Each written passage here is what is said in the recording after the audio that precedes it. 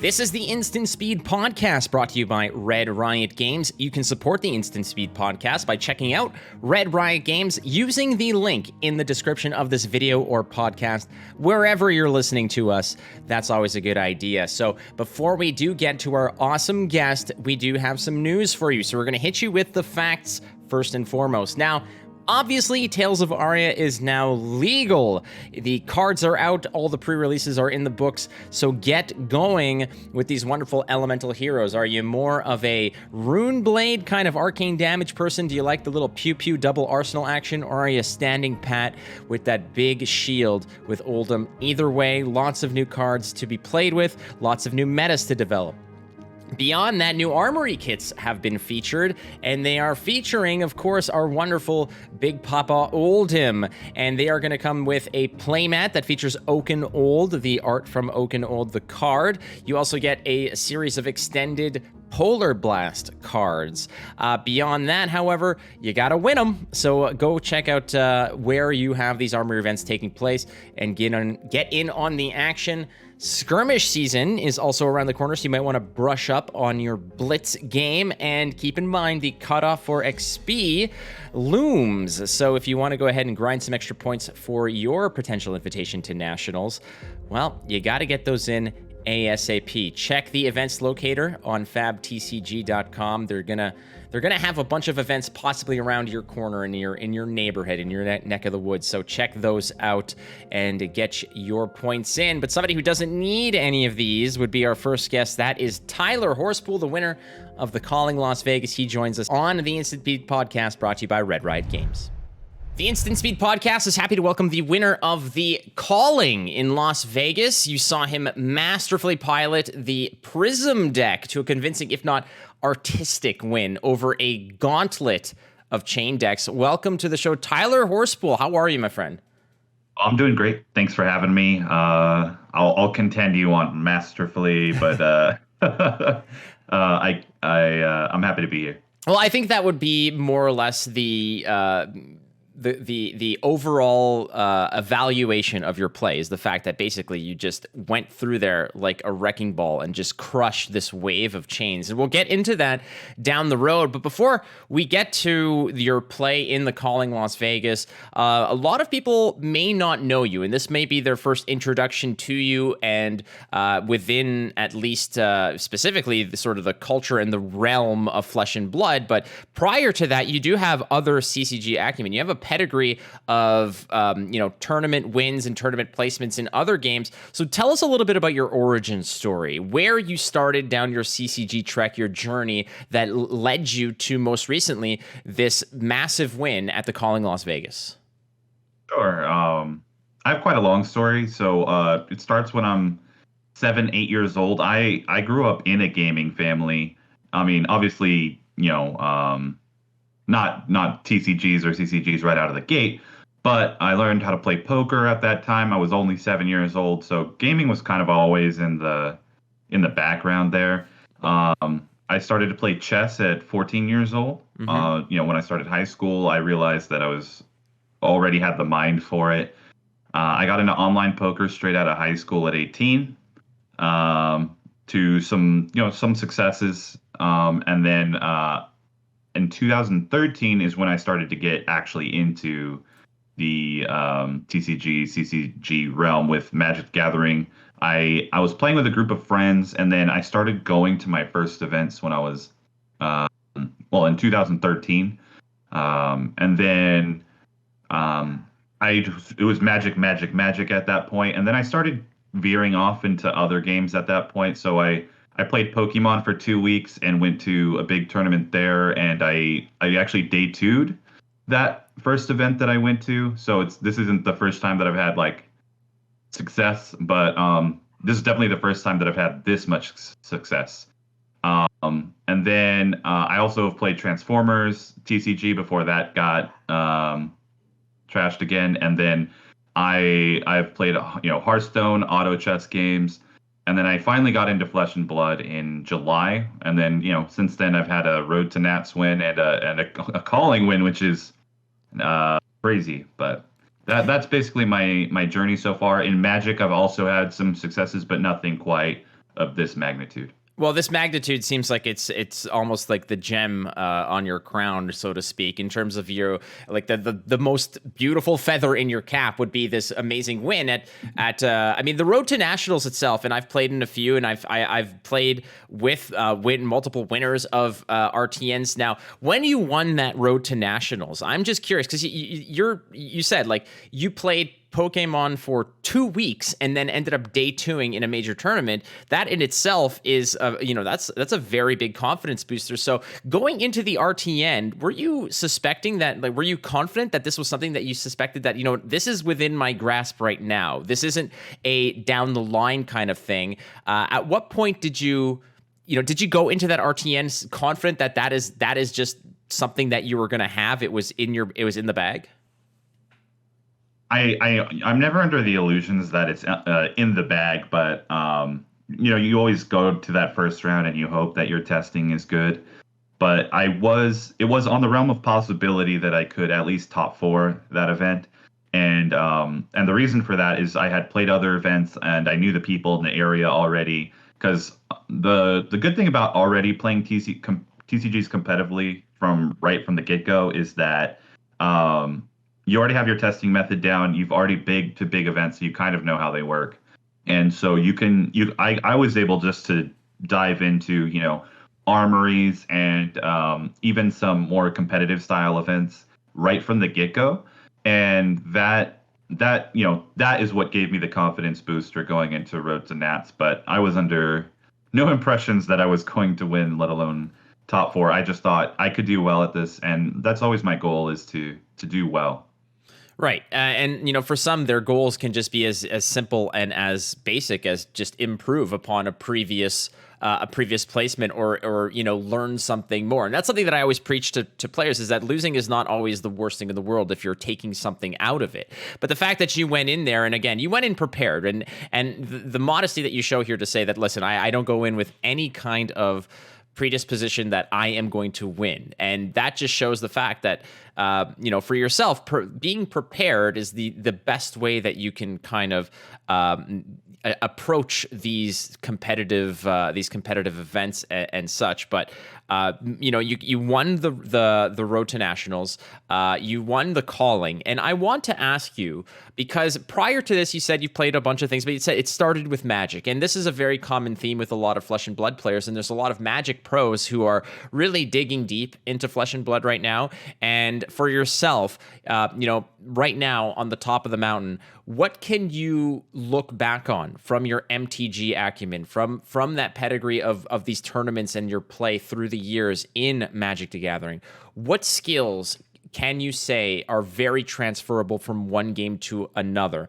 And I'm not talking necessarily about something along the lines of, well, just make sure that you practice, because that can be applicable to almost any skill. But what specifically have you taken from your past as an MTG competitor into Flesh and Blood that has really shown success for you? Yeah, sure. So the Magic is the only Magic and Flesh and Blood are the only games that I know of that are, at least of the big ones, that work at instant speed. And what I mean by that is that when you're attacking and blocking in Flesh and Blood, you have the chance to play instants on your opponent's turn. Pokemon, Yu-Gi-Oh, games like that happen, they're turn-based. You go, I go. You go, I go. And so that was one skill that I definitely have picked up, where other card games, you don't get that kind of interaction. And then the other things that transfer over, well, I won't say that these are Magic specific, but I know that being on camera was something that helped me a lot during the calling win. I could tell that my opponents were nervous, but I've already been on camera before. This was something that I was comfortable with. It wasn't my first time, but because these weren't my first times, that really helped out as well. And just playing in the big atmosphere and believing in myself, those are definitely skills that I've brought over from all my years playing Magic. And I got to give you some props there for the nice soundbite of saying that, the instant speed is incredibly important and understanding it, which is the name of this podcast. So that's awesome. I don't even, but easy plug there. Thank you, Tyler. Yeah. You're welcome. I'll send you the check in the mail. But still, it's a very important aspect to it, and like you mentioned, the fact that most games are played with that kind of protection, that your opponent has no recourse when it is your turn. You're essentially insulated, where all of your actions are for you to dish out and for them to deal with. And I mean, it's a very, very important aspect of this game, is to understand when are the right margins, when are those little, nudges in the door that are just slightly open, where you can kind of slide in with an instant speed spell to really get at them and really have that perfect finesse to find the right timing to maximize the value of those. That's something that when I started playing Magic, it's just incredibly important to understand where those margins lie. That a turn may seem so basic in terms of there's a starting phase, so to speak, beginning of turn phase, there's an action phase, there's an end phase, and then you pass your turn. But in reality, it's a lot more layered than that. And can you elaborate a little bit more about how those little layers, those thin lines that perhaps the basic player doesn't understand, the importance of understanding when you can do something at instant speed versus, just the basic broader stroke of you have 3 phases in a turn, so to speak? Yeah, so in Flesh and Blood, obviously you have the attack phase, the reaction phase, and in each of those little incremental steps, you have chances to play at instant speed. Not all decks can do that. Chain comes to mind. If you're not playing like Razor Reflex, there's nothing you can really do. But my deck, in particular, the Prism deck, has the chances to play at instant speed. And it's similar in Magic, where you can play a card and you actually have to wait for your opponent to see if they have a response. Now, why I like this and why this makes a great game is because all of these little interactions, going back and forth, make it so that the game is a game of incremental advantages. Now, yes, you still can have big turns, and a couple come to mind, but for the most part, the game is won or lost over these little incremental things in each turn that add up over time. And it's something that's made me fall in love with Magic, and then also, obviously, Flesh and Blood.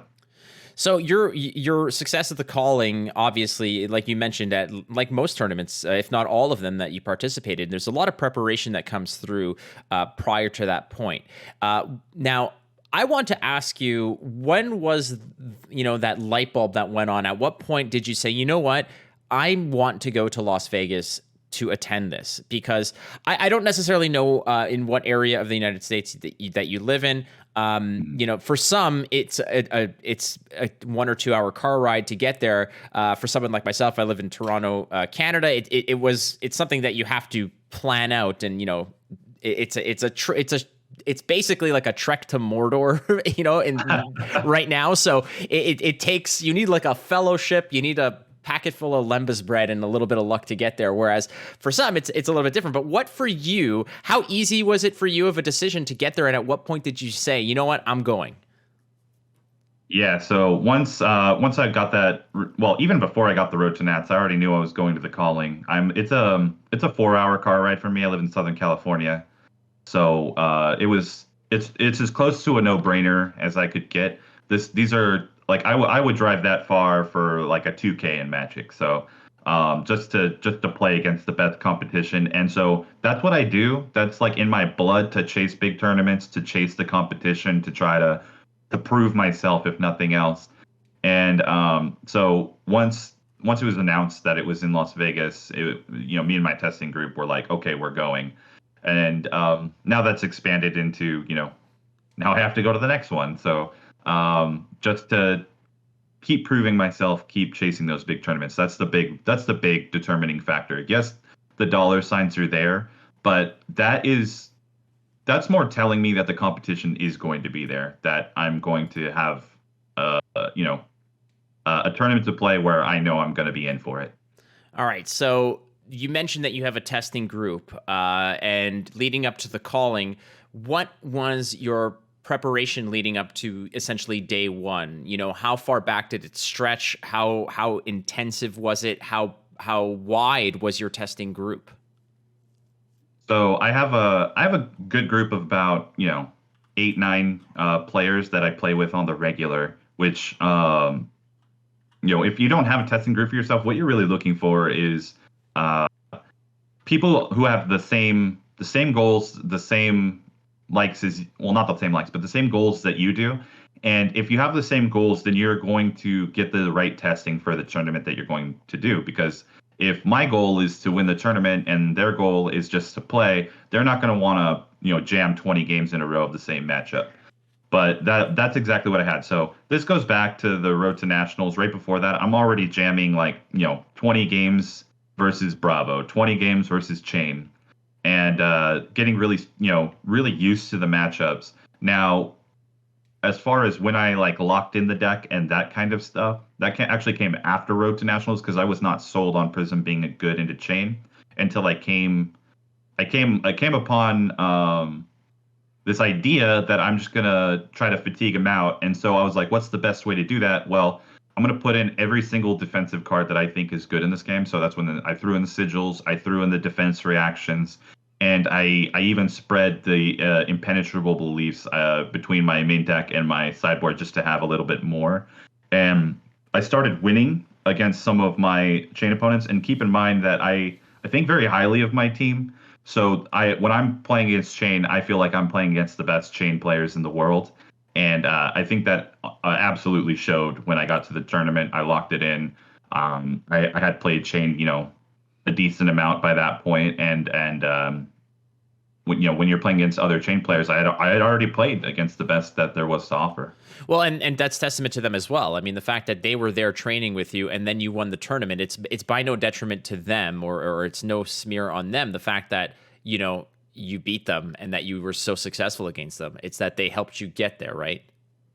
Absolutely, and not to be undersold either is the input that I get from my teammates. Hey, have you tried this? Or this from my side is not working. And I have to give a big shout out to Chris Ioli, who I'm sure you're going to see in future tournaments bring up some success. That's going to be a name that you're going to hear because he's absolutely a beast when it comes to input and playing and what the best deck is and what's working and not working. So walk us through this. You're in Las Vegas. I've been there a few times, and I can remember probably about 18 minutes of my total time there. And 17 of those are airport related. Your pregame routine. You wake up. It is game day. Is there a pregame routine? Is there something that you do prior to that? For all of us who are essentially living vicariously through the success of, for instance, yourself or other RTN winners or other card game winners, we want to know. It's like, why does Tom Brady still throw touchdowns at 45 years old and look like a chiseled god? It's because he drinks 80 gallons of water a day and sleeps 12 hours and, eats nothing but like whole grain berries and other nonsense, which I know that makes no sense. Still, what is the Tyler Horspool pregame routine when it comes to game day? It's day one. What do you do? Yeah, so I've played enough tournaments at the Las Vegas Convention Center. Obviously, this is the first one for Flesh and Blood that I am lucky enough to already have like a hotel that I stay at the regular. I have places that I go to for breakfast if I feel like I need it. Sometimes I'll skip breakfast depending on the time the tournament starts. I know that day one I had just a little bit to eat, and day two I skipped breakfast and then had lunch because of how early it started. You have to find out physically what works for you as far as pregame routines for especially eating. Eating's a big one for me. I'm not thinking too much about the tournament when the day starts. I do generally check my deck to make sure that I've submitted my deck list and that my deck is in my deck box just for peace of mind. And then a big thing, especially when I start the matches, is going to be I'm going to meditate a little bit. And I'm not saying I'm going into full blown Zen shutdown mode. Yeah. Yeah, I'm just clearing my head. I just want to make sure that I'm ready for the match ahead of me, that I'm going to be looking at the things that I tested for, because a big thing that I found that didn't work for me in the past is thinking about the tournament all day, and then I get to my first game and now I forgot how to play. And then as I go through, I'm not going to dwell on my past matches at all. I'll think about what I might have done wrong for a little bit, and then by the time I get to the next match, I expect this of myself to not dwell on the past match. This is a new match. And actually, going into day two, I don't think I played that well, even on some of my featured matches. But by the time I got to top eight, I was talking with teammate Chris again, and he said, just stop playing bad. And that's really the mindset that you have to do. Just play your game. And as long as you focus on that, that's what's been working for me a lot, is that my opponents make a lot of mistakes, and I can capitalize on those because I'm focused and I'm looking for them. Yeah, it goes beyond just that meme of saying, "Well, just get good," right? But in reality, if it's a mindset that you have to train yourself to have, where if you feel like a mistake that you knowingly did or an opportunity that you missed, if you dwell on that, you are then taking away a little bit of that brain power to go ahead and identify what the next exploit that you can use against your opponent to really capitalize on their mistake. So it's a very fascinating way to think about it, where, like you said, it's just play better. And frankly, a lot of the times could just translate to just focus, stop making mistakes, and really evaluate your turns, right? Now, part of this that I want to ask you about your experience there is, you played in day one, which was grueling. What was it, like 8 rounds or something like that? 7 rounds. 7 rounds. So that was that. You went through the 7 rounds. You go into day 2. It's a long day, and I'm sure after day 1 you're not done, right? Let's say after your day 1, your seven games are in the books. You've played for hours and hours. Your brain is probably mush by then. What do you do after that day? Is it just purely, like you said, meditate, clear your mind, not worry about it, go eat, have fun, relax, sleep well the next day? Or are you right back into the lab practicing? So it's a little bit of both. After the 7 rounds, we have, somewhere we're going for dinner. And it's very important to me that when we're out for dinner, maybe we go to the casino a little bit, that during this time, I'm not thinking about what happened that day or what's going to happen the next day. This is my time. This is my big meditation time to clear my head of the game in general, because it's very important to have a reset. Because if you're just thinking about it all the way through, you're going to get fatigued. No one can, as much as I've trained my body to try to think about this 24/7, everybody needs that 1 to 2 hours where they're doing something else. And so that's what I did. And then when I got back to the hotel room, that's when I looked at the other 7-0s and what they were playing, because I at this point I had looked at the top tables, and it said, you're going to see the heroes anyway. So they had released what the heroes were going to be.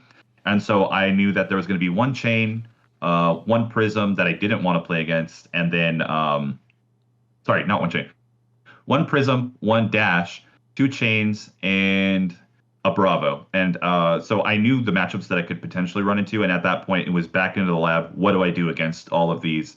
Most of them I already knew, but that doesn't mean that it's not important to just go over it one more time. Then it's good. Get a good night rest because I'm prepared. Get there the next day and then implement the strategy depending on who I got paired against. So walk us through this. It's the finals. You're lined up there again. If I'm not mistaken, one of your first plays was to just sigil up to 43 health, right? And so you're playing with house money here. Not to use a Vegas pun, but you're basically already ahead of the game to that degree. But at a certain point, you're playing against chain, and like you said, you've played with the greatest chain players that you know. You've played with some greats. You practiced your ass off to get to where you're at. At what point in that matchup did you just sort of say, I got this, it's in the bag, let's just land this thing and go home? So we're talking about the finals here, right? Correct. The last game. Yeah. You win this okay. And you win the whole tournament. Yeah, so the game started off very well for me, as you said. Sigilling on turn 0. So people don't really know this unless you've played the matchup a lot into Prism, but a common play pattern on turn 0 is that you'll hold your action point and not attack your opponent because you're scared of them landing an aura on you on turn 0. And this is true of whether you're playing against Bravo or a chain. So the really, really good players into me, you'll actually see them not attack me on turn 1. And so that's what he did. And Sigil is the perfect card to punish that. because you play the sigil and then he has to decide again, do I attack or do I chill, because he could still land a Genesis or something on me.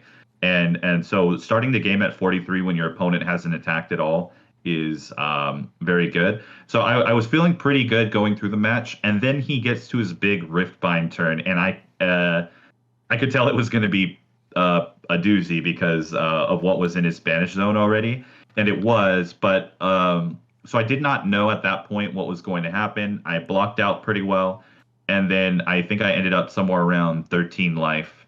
And then I knew there was at least one more decent turn coming. It wasn't going to be as big as that one, but after that, even with the Ursa token out there, I thought I had it, and then you'll see me struggle for a little bit because I couldn't find an answer to Ursa because I had stacked my deck so that there was a lot of auras in the bottom, and so it was hard for me. I had snags and stuff, and I couldn't find a card to kill the Ursa token. So once I drew that, I knew it was over. There was nothing he could do.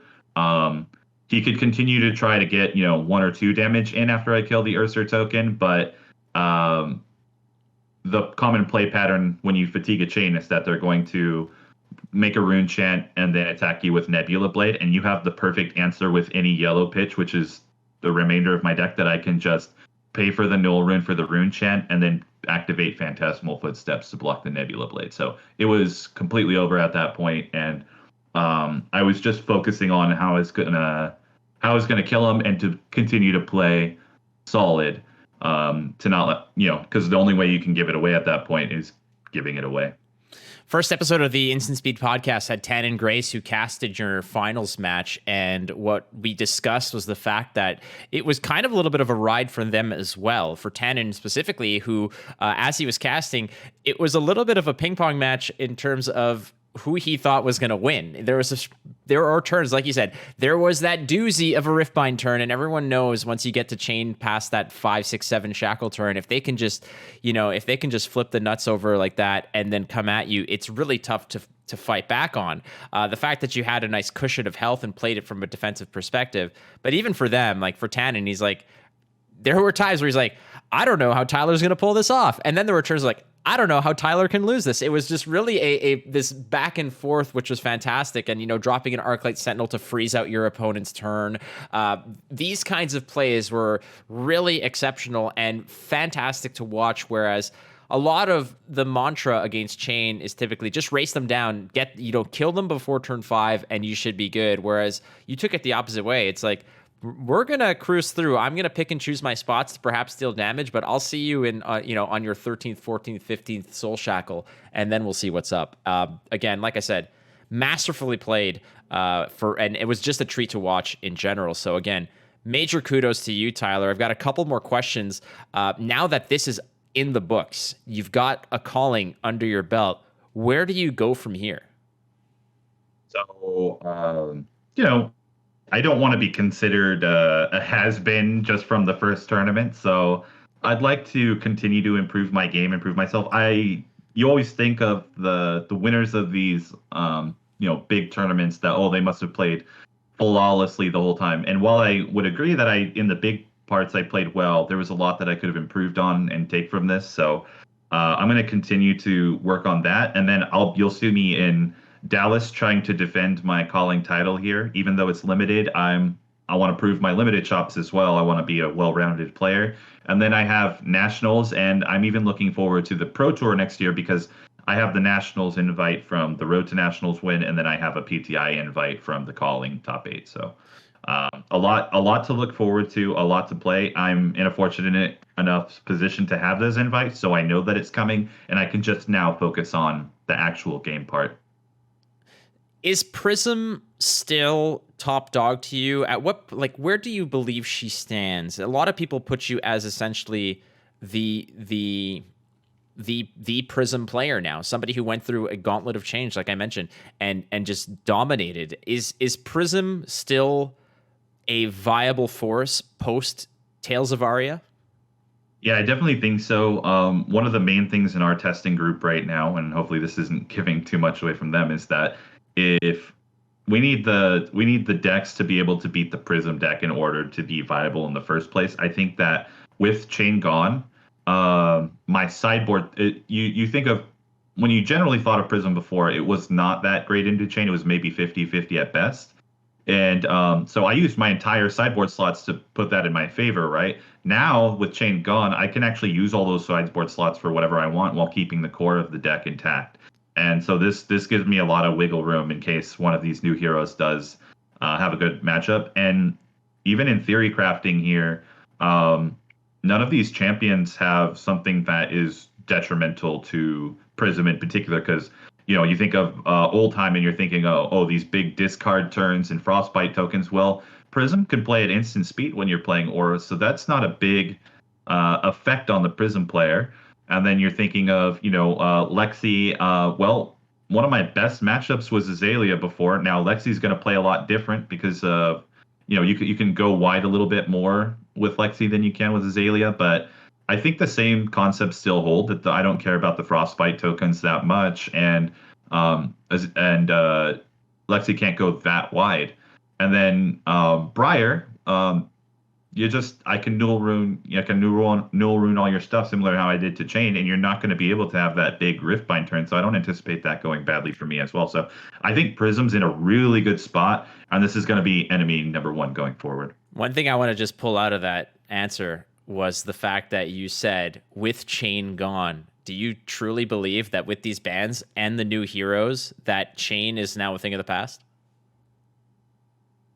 I think in the near future, that's going to be true. That Chain is not going to see a lot of success in the next, until the next set at least. They still have a lot of things going for them. I think Chain can be built in a different way, but without the Seeds of Agony, this deck has taken a huge hit. It has to be built in a completely different way, and I don't think any of the ways that we've at least pursued so far offer that avenue to make it tier 1 again. And going past that, Chain is still a completely busted champion to play with basically two hands at all times, and so I don't think it's gone for good. So are you still just a Prism main? Are you looking to master any of these new heroes that came out? Or is there just somebody completely underlooked that you feel deserves some of your insight, some of your time and investment into them? Or are you still digging deep into Prism? Are you standing pat on Prism?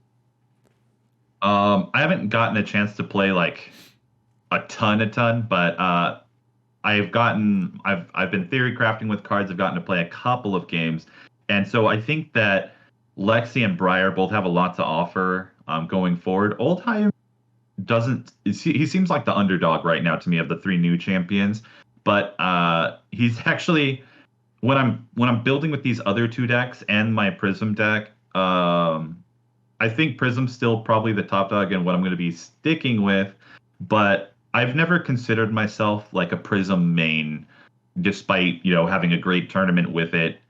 Even going into the tournament, it wasn't always Prism. I played Katsu at a tournament in between there, and I was also considering Bolts and Sabers and even playing Chain if I couldn't beat it. But so I'm always going to be gravitating towards a deck that I trust myself in and that I think I can beat what I consider the meta going forward. So I would say that Lexi and Briar both offer something to me that could potentially get me off of Prism. But as of right now, Prism's still where I would be at if there was a tournament, tomorrow. Well, she got you all the way to the top of the mountain at the Calling Las Vegas. Tyler, we do have another segment around the corner called Go Again. We're going to hit you we're going to go wide on you here. We're talking about going wide with Lexi, but we're going to go wide with some questions, Tyler, if you're ready, around the corner right after these messages from our sponsors at Red Riot Games. The Instant Speed Podcast is brought to you by Red Riot Games, my favorite place to play Flesh and Blood. Now, with Tales of Aria going full throttle, you're going to need to round out your new elemental deck with a few singles here and there. Maybe you need an extra Blink or a Channel Lake Frigid, or maybe you're hunting for a decent price on some Ranger equipment. Either way, Red Riot Games gives you the best prices on singles and a slew of awesome playmats to show off who your favorite hero is. You can help out the Instant Speed Podcast by checking out Red Riot Games through the link in the description. All right, it's time to go wide with Tyler Horspool, who is the winner of the Calling Las Vegas. Yes, we're going to go with some rapid fire questions for you, Tyler. And in reality, you could go you can go wide on me in an answer if you want as well. But for now, we've got 8 questions lined up, some of which have been submitted via Twitter. If you want to go ahead and submit questions for future guests and such, you can do so. Just check us out at WatchFlake on Twitter. You can set it, keep yourselves apprised of who the guests are and what you want to know. But for now, Tyler, we've got some questions lined up for you. Are you ready? I despite not going wide a whole lot in the tournament, I'm ready. All right, I like your confidence, brother. All right, here we go. With my first action, this is how it's going to go. What is the most overrated deck or hero?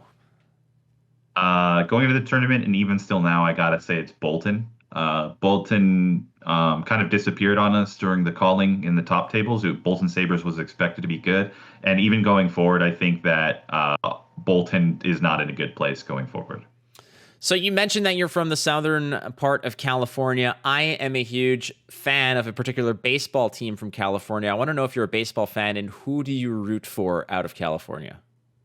So I'm not particularly a baseball fan as far as watching the game. I grew up looking at stats with my grandma, so I was always big into math, and so we would go over the Dodgers. And just as like a legacy from her, I'm a Dodgers fan. Okay, that is the correct answer. Absolutely, big time. I am a massive Dodgers fan. I was worried because if you said, you could say Oakland, you could say the Angels, but if you said San Francisco, I'd have to end this podcast immediately. That's fair. All right, my boy, that's it. All right, another Dodgers fan. So now that Tales of Aria is out, is there a deck that we should be looking for, be it an obvious choice or perhaps an under-the-radar choice?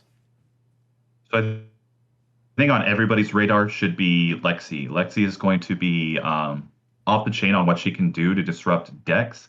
Of the new decks, I think Lexi's the one that you should be putting into your testing groups and trying to unlock. There's a lot to delve into there, but she's just so obviously good that it would be hard not to pick Lexi here. I like the term obviously good because everyone is looking at all the ice effects and such, and Lexi just seems so fascinating, especially with double arsenal slots. It's just, you get all that access to some of those ranger disruption effects, plus ice, plus 2 arsenals. It's like, let's go. I like the fact that you mentioned that it, at the very least, injected into your testing phase. Nice answer. Absolutely, yeah. Do you ever practice alone? And this is a question that was submitted by a fan of the show, a fan of yourself as well. They're wondering, we know that you have a testing group, but is there ever situations where you test by yourself, be it just drawing cards and creating scenarios, given the fact that this is a game that is not necessarily easily played online, but in your spare time, if without anyone else's assistance, do you ever just draw cards and create scenarios? I will goldfish. That's always a big thing, is just seeing the average hand that will come up in more than 50 hands, and goldfishing is a nice way to do that. I'll go through deck lists on my own, and so either deck lists that are posted or I'll build my own. Building my own is actually a big part of my regimen to see if there's anything that other people have missed. But these are forms of practice that I'll use on my own. I won't really reconstruct scenarios or anything like that. So I'm not actually obviously playing the game or anything like that. But that's what I'll do. So Flesh and Blood have released essentially this 4-tiered system of competition. At the top, it's like the Pro Tour, you have the Callings, etc., Road to Nationals, those tiers of tournaments. There's a lot of players that are not just collecting XP from their armory events and such, but they're also starting to play with the thought of maybe going down that route of being a competitor, of maybe this is something that they want to do. Is there any tips that you can give to players who are, good at cards, they enjoy them, but they never really thought about moving towards the competitive side? If they want to become competitive and perhaps move towards pro, what's a tip that you can offer them? To play competitive, you're probably going to want to play a minimum of 10 games a week. And you're going to want to do this primarily with a testing buddy or a testing group. And the reason why testing buddies or testing groups are so integral in this game, because you need 2 to tango anyway. And if you're just going out and playing the tournaments that you can play, there's no way that you can jam 10 to 20 games versus the same matchup, these important matchups. If I didn't have that access against Chain specifically, there's no way that I come out on top there. The other things you're going to want to do are stay plugged into the metagame. What do you expect to see? And then understand yourself and your limits. You want to make sure that every time you're going in, that like it's important to be confident, but not so confident that you think every time that I have the best deck and I can just build the decks on my own. I mean, every once in a while you're going to need to take a cue from somebody else's deck or net deck or something like that. And there's no shame in that. It's just in knowing your limits. And I think those are important things that have gotten me to this level. Obviously, there's still a lot to go, but that's what I would say to anyone who's interested. You've emphasized the importance of testing groups and making sure that you have a really core group of people that you can practice with and share information with and share strategies with and basically improve as a group. And that usually leads to your own success. But on the other side of the field, who has been your toughest opponent that you have placed? Who is your nemesis, if you would say, in Flesh and Blood? Sure. So obviously I'm going to take my teammates here. I play against them the most and I lose against them the most. So Chris Ioli, Adam Fivefuls, Will Gomez, these kind of people are people that you're just going to hear about coming forward. They're so good at this game. And yes, it was me this time, but next time it's going to be them. This is just going to be a group that I think I'm very confident in and you're going to see in the future. Now, outside of that, I'm going to shout out to my round 9 opponent, Justin I think it's Salmon. But he piloted the Prism mirror masterfully against me. I know he made a mistake or two as well, but I made far more mistakes, and he was quite ready with all of the subtle things that come up in that matchup, because you can always tell the trademark of a good player by, do they know the little things in this matchup? And he absolutely did. He knew that you could block, for instance, footsteps onto illusionist attacks and it won't pop, or that Celestial Cataclysm is a key card in the matchup because it's one of the only cards that can pop Phantasm. So these are I'm looking at that for I played against a lot of great opponents, but I think I have to single him out, and I'm looking forward to getting my revenge. And then lastly, I want to shout out international players. You don't get a lot of chances to play internationally yet, but I think in the future when we get to Pro Tours and stuff like that, I'm actually looking at throwing my hat in the ring against players that have been playing a lot longer than the American scene. So that's going to be interesting as well. Yeah, there's still a whole hell of a lot of competition out there that has just gone unchecked, so to speak, right? We know who the winners will be of these regions. The nationals are around the corner, but once everything just gets all thrown into the same melting pot, we don't know who's going to bubble up to the top. That's going to be intriguing for sure. It might be you, it might be someone else. Who knows, man? But what we do know is that Fab is strong right now, but where do you see Flesh and Blood in 5 years? So the game is so good that I think it's going to continue to take off. It would be weird if it were not to. But I'm getting messages from all sorts of players that were like, "Hey, I saw your win. What would you recommend? Getting in? How do I get into this game?" Not only from friends, but just from random people who watch the match. Apparently, Flesh and Blood is very, very watchable, which is great in a TCG because that's not normally true.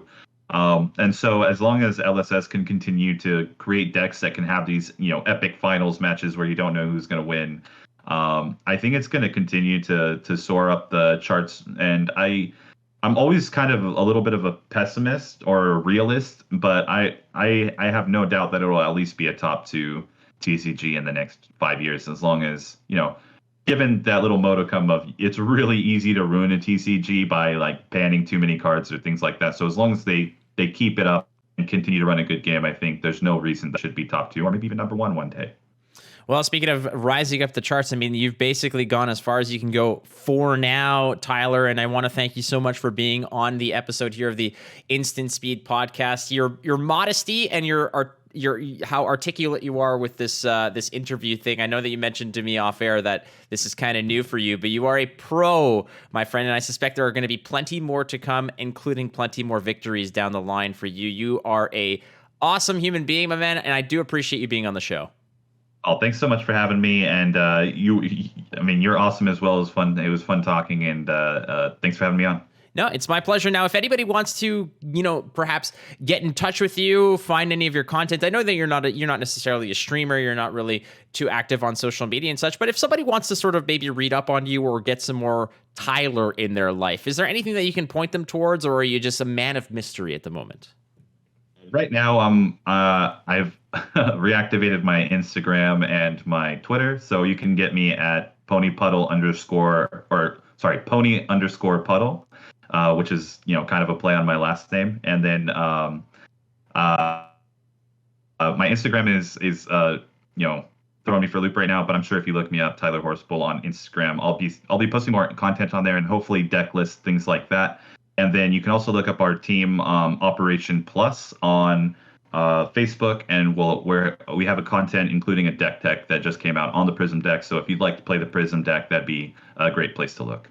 True story. One of the questions that I had for Go Again was, what the hell is this with the pony puddle? And I just got it. So here we are, which is a perfect segue to how I like to end these shows, which is telling everybody thank you so much for watching. And don't forget, you're not losing if you're learning, like I just did about this pony puddle thing. So that's pretty damn cool. For myself here, I'm Flake. Thank you so much for tuning in. And big thanks again to Tyler Horspool. Tyler, well done at the calling. And you guys can check out this podcast, of course, on most places that you can get podcasts. And there is a link to our sponsor in the description of this video or podcast or whatnot. Check out the sponsors, Red Riot Games. Big thanks to them as well. Take care, friends. Be kind. See you soon.